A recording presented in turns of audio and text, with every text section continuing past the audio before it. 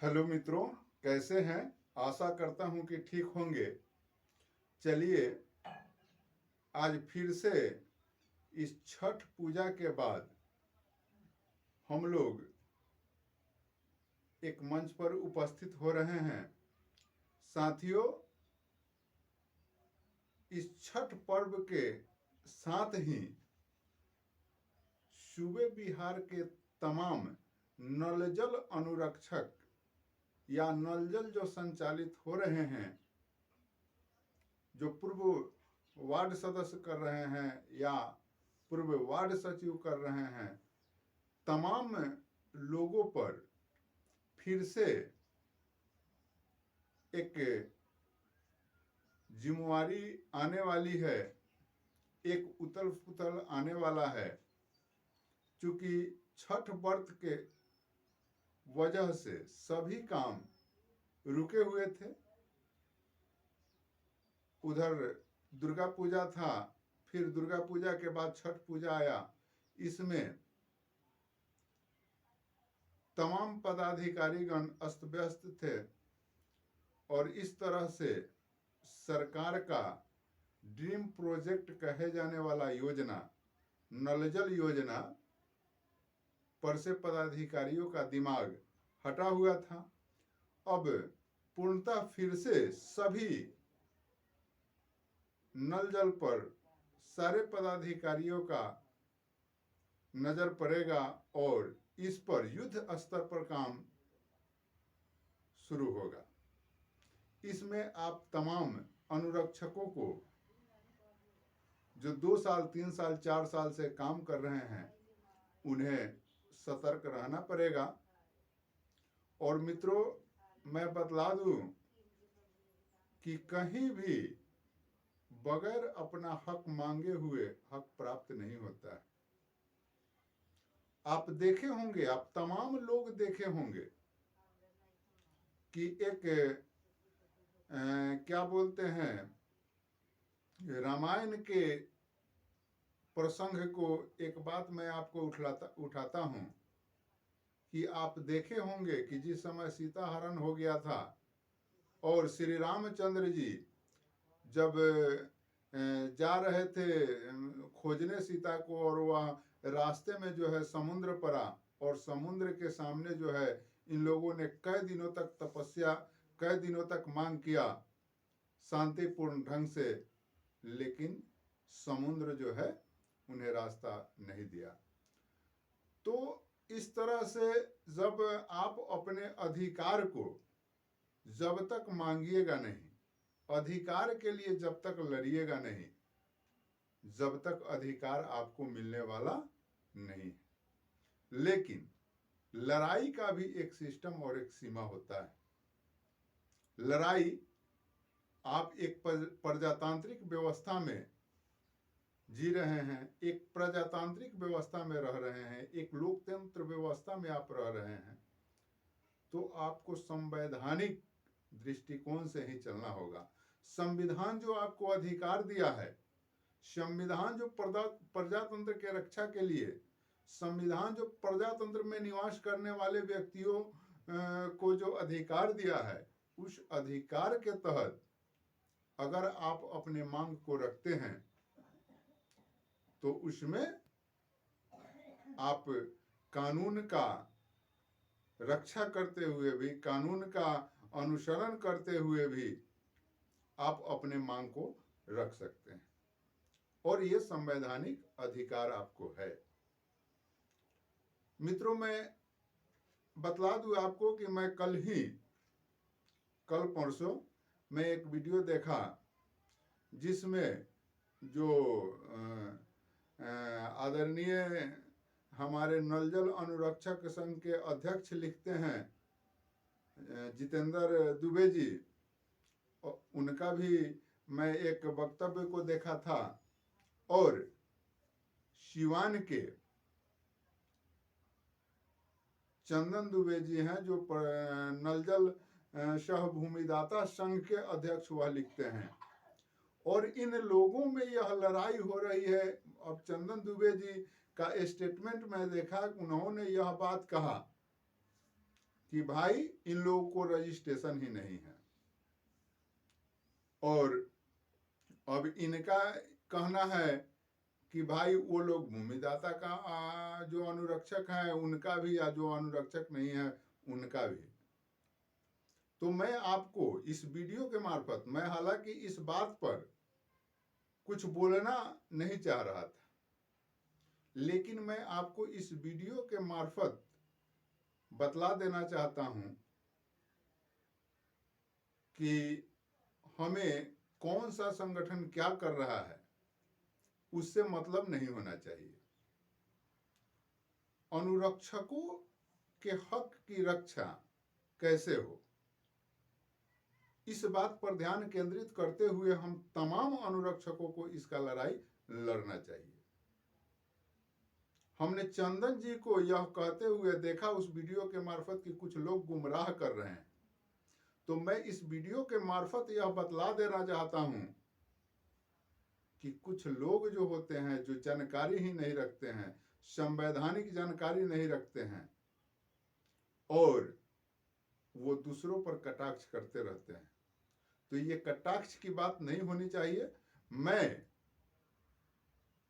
न जितेंद्र दुबे का सपोर्टर हूं और ना ही विरोधी हूं, और ना ही मैं चंदन दुबे का सपोर्टर हूं, ना ही विरोधी हूं। लेकिन मैं किसी का सपोर्टर हूं तो वह अनुरक्षकों का मैं सपोर्टर हूं, या वह भूमिदाता हो या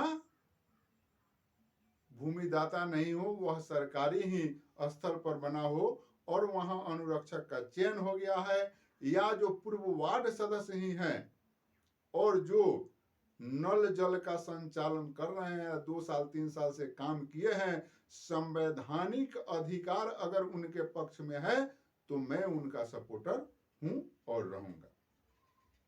और मित्रों, मैं आपको इस वीडियो के मार्फत यह बात कहना चाहूंगा,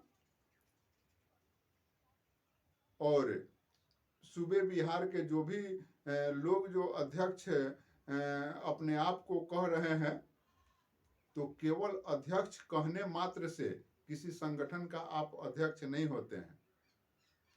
आपको अध्यक्ष जैसे गरिमाई पद को जब आपने हासिल किया है तो उस गरिमाई पद के हिसाब से आपको कार्य करना होगा। आपको अनुरक्षक या भूमिदाता, कोई अगर अनुरक्षक के अध्यक्ष कहते हैं, कोई भूमिदाता के अध्यक्ष कहते हैं, तो ये तमाम अध्यक्ष गणों से मैं कहना चाहूंगा कि आपको अध्यक्ष जैसे गरिमाई पद का निर्वहन कर रहे हैं, और तमाम अनुरक्षकों का आशा आप पर कहीं ना कहीं से टिका हुआ है।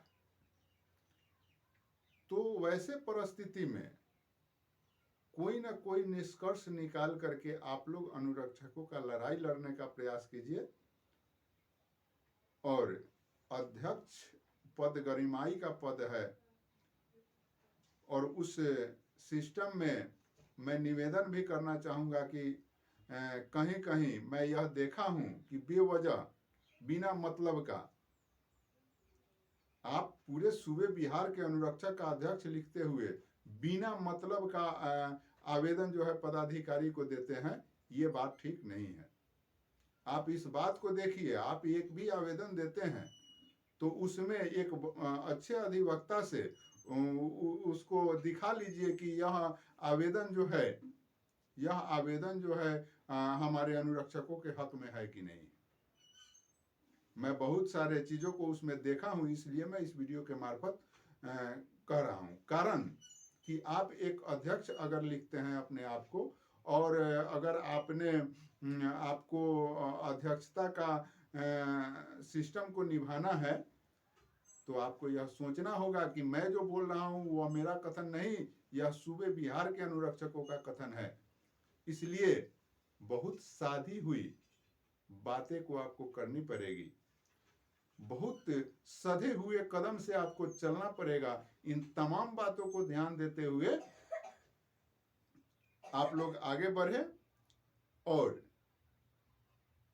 हम लोग जो है कहीं ना कहीं से किसी का विरोधी नहीं है। जैसे ही कार्य आपका अच्छा होने लगेगा, एक कदम आगे बढ़ के हम आपका सपोर्ट करने के लिए तैयार हैं। और एक कदम आगे बढ़ के चल कर के भी दिखलाएंगे, वो समय आएगा तो। और मैं इस वीडियो के मार्फत तमाम अनुरक्षक बंधुओं से एक बात कहना चाहूंगा कि आप संवैधानिक तरीके से अपने मांग को सरकार से रखें। घर में बैठे रहेंगे तो आपको अधिकार नहीं मिलेगा। यह तैयारी हो गया है सरकार का। वो कोई कहीं जाकर उलूल जुलूले जो बातें करे, लेकिन सरकार का पूरा तैयारी संकल्प के साथ है कि अनुरक्षकों को नहीं रखेंगे। तो नहीं रखेंगे, यह सरकार का फैसला है, यह सरकार का विचार है, यह सरकार का संकल्प है। लेकिन संविधान जो है किसी के पॉकेट का चीज नहीं है, और देश और राज्य संविधान से चलता है। और संविधान जो काम आपने कर लिया है, उसमें संविधान आपको अधिकार देता है कि जो आप काम किए हैं उसका पैसा मिलेगा। ये पैसा किसी से नहीं रुक सकता है। जब आप काम किए हैं, ये भारत का कानून है कि जब आपसे काम मेहनत मजदूरी करा लिया गया है तो वो पैसा दिया जाएगा। यही बिहार सरकार, यही सेंट्रल सरकार यह कानून बनाई है। और जब वही सरकार जब कानून बनाई है तो वह ऐसा बात नहीं है कि वह सरकार उस कानून के दायरे में नहीं है। लेकिन यहां जितने पदाधिकारीगण हैं, वहां जो है आप अगर जाते हैं तो कहीं ना कहीं से उन्हें सरकार के आदेश का पालन करना है। मैं एक अध्यक्ष महोदय का ये देखा था, क्या बोलते हैं, वीडियो, एक कॉल रिकॉर्डिंग बात करते हुए देखा था। भाई आप अध्यक्ष हैं, आप एक पदाधिकारी से बात कर रहे हैं, तो मैं बार बार यह बात कर रहा हूं कि कोई भी जहां भी जो पद को संभाल रखा है वो गरमाई तरीका से, आपको पदाधिकारी ही अगर यह समझता है कि यह अध्यक्ष ही अनजान है, ये अध्यक्ष ही नहीं जानता है, तो आप तो तमाम अनुरक्षकों को डुबो देंगे। एक आपके गलती से तमाम अनुरक्षकों पर प्रभाव पड़ेगा। ये बात आपको साधना होगा, ये बात आपको सोचना होगा। आप अध्यक्ष के पद का जिम्मेवारी संभाल रहे हैं और सारे पदाधिकारीगण सरकार के आदेश का ही पालन करेंगे। वो हमारे आपके अनुरोध से उनको कुछ नहीं होने जाने को है, क्योंकि पदाधिकारी जो है सरकार का आदेश पालन करने के लिए ही है, और वो जैसा सरकार का निर्देश होगा वैसा करेंगे। अब जो है संविधान आपको कुछ अधिकार देता है, तो संविधान कुछ अधिकार देता है, तो वह संविधान आपको क्या अधिकार देता है, यह बात आपको मैं बोल रहा हूं, इसलिए इसमें कुछ बात नहीं है। मैं बोल रहा हूं कि हाँ क्या अधिकार देता है, इस पे कुछ बात नहीं सोचना है आपको। लेकिन उस संविधान के ज्ञान के लिए हमारे देश में अधिवक्ता महोदय, एक दक्ष अधिवक्ता से अगर आप इन बातों पर चर्चा करेंगे कि आखिर हमने काम किया है और वह काम किया है तो हमको तनख्वाह मिलेगा कि नहीं, इस पर कानून क्या कहता है, तो स्वाभाविक रूप से आपको अधिवक्ता महोदय बताएंगे। अधिवक्ता महोदय बताते भी हैं तो आप अपने संतुष्टि के लिए उनसे पूछ सकते हैं कि सर किस किताब में लिखा हुआ है, उतनी किताबें दीजिए, हम भी पढ़ लें। और जब वह किताब आप पढ़ लीजिएगा तो आपको किसी को जवाब देने के लिए अंदर इस कलेजा में बूता हो जाएगा, कारण कि जब ज्ञान होता है तब बूता होता है। तो इन तमाम बातों के साथ मित्रों, वीडियो थोड़ा सा लंबा हो जा रहा है। फिर से मैं आऊंगा और कुछ ना कुछ बात आपको कहूंगा, और मैं निवेदन करना चाहूंगा तमाम अध्यक्षगणों से कि आप लोग आपसी लड़ाई छोड़ करके अनुरक्षकों के लिए काम कीजिए। अनुरक्षक के लिए जैसे ही आप कुछ कार्य करेंगे तो सूबे बिहार के तमाम अनुरक्षक आपके पीछे खड़े हो जाएंगे। जय हिंद, जय भारत। मिलते हैं फिर से अगले वीडियो में। अगर आप वीडियो पर नए हैं तो कृपया चैनल को सब्सक्राइब जरूर कर लीजिए। धन्यवाद।